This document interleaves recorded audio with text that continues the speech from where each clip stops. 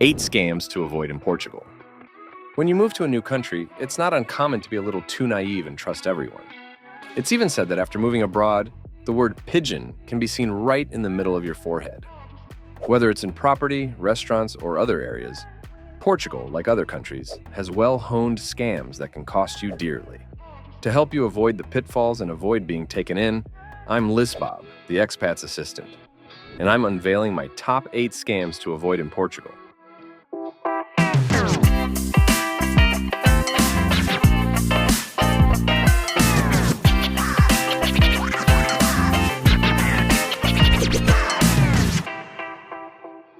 Before getting started, don't forget to subscribe to my YouTube channel and download the free Lisbob application to receive the latest videos and exclusive news.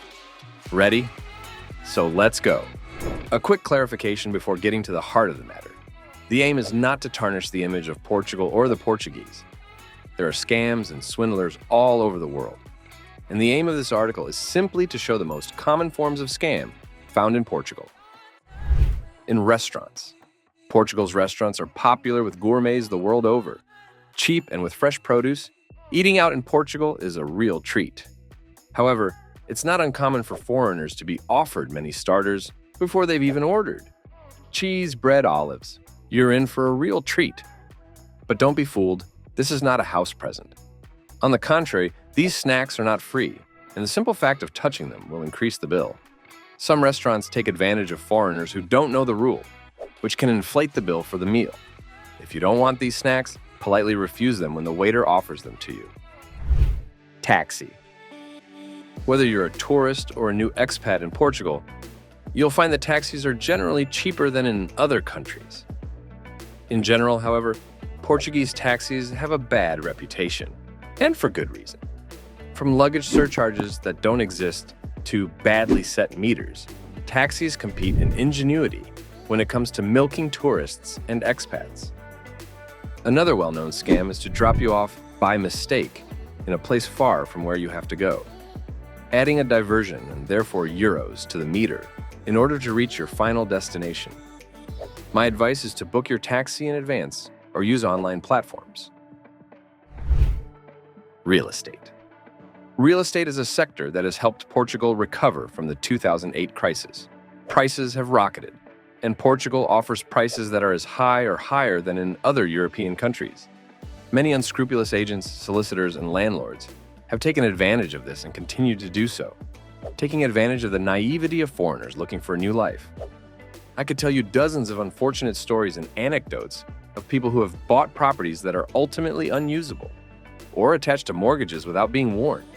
The pandemic seems to have accelerated the process, with more and more people buying properties simply by visiting them by video conference, placing their complete trust in the estate agent. If a deal looks too good on paper, it's surely time to be wary. My advice is to be accompanied by professionals who speak your language. On a subject as important as real estate, it's essential to understand and be understood. You can fill in my property search form.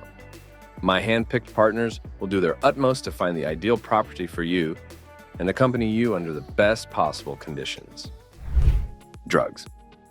Portugal has decriminalized drug use, but some tourists and new arrivals think that cannabis, for example, is legal.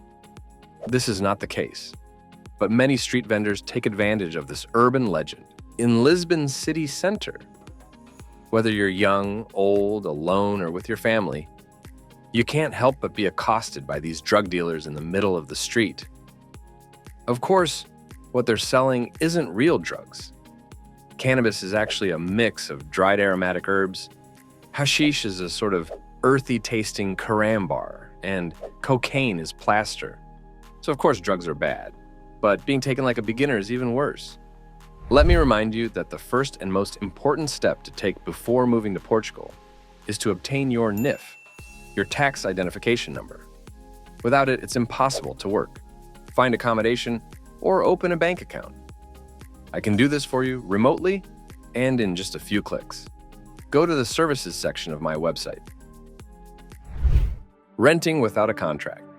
This is an unfortunately common scam when moving to Portugal. You're looking for accommodation to rent.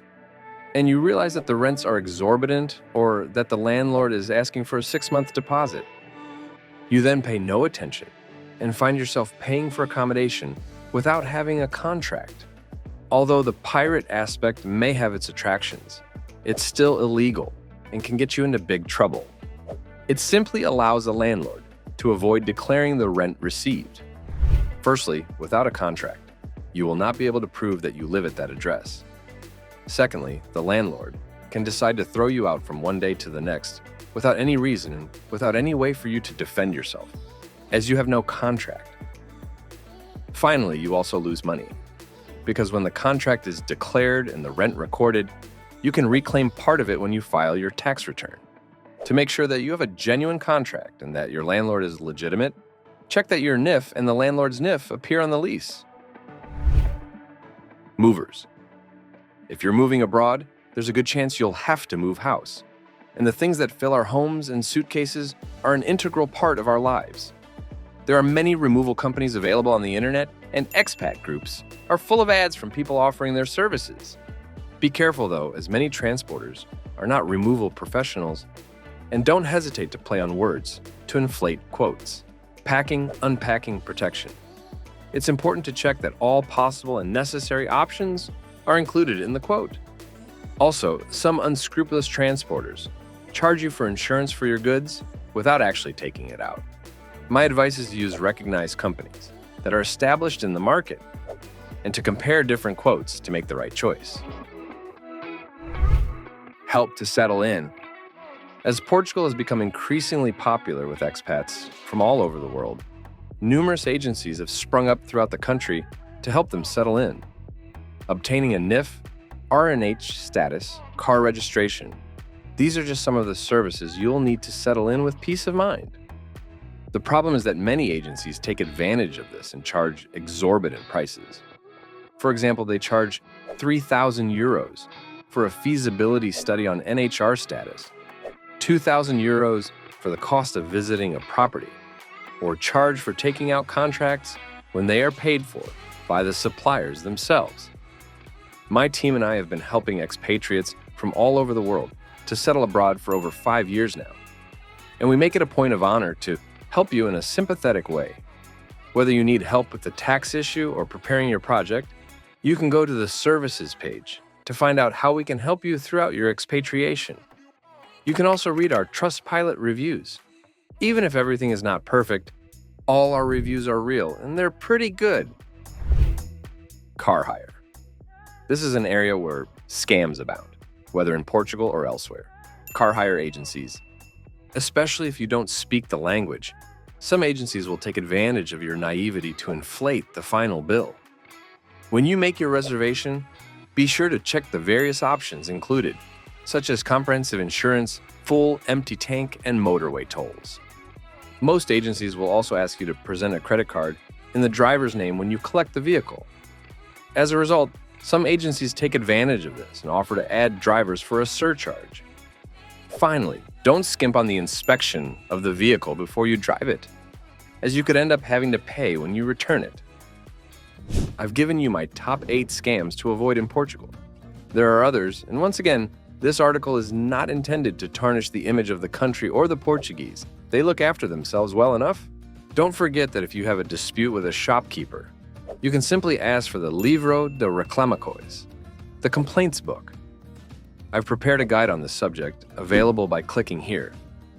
I hope I've helped you avoid some of Portugal's typical pitfalls and enjoy this magnificent country to the full.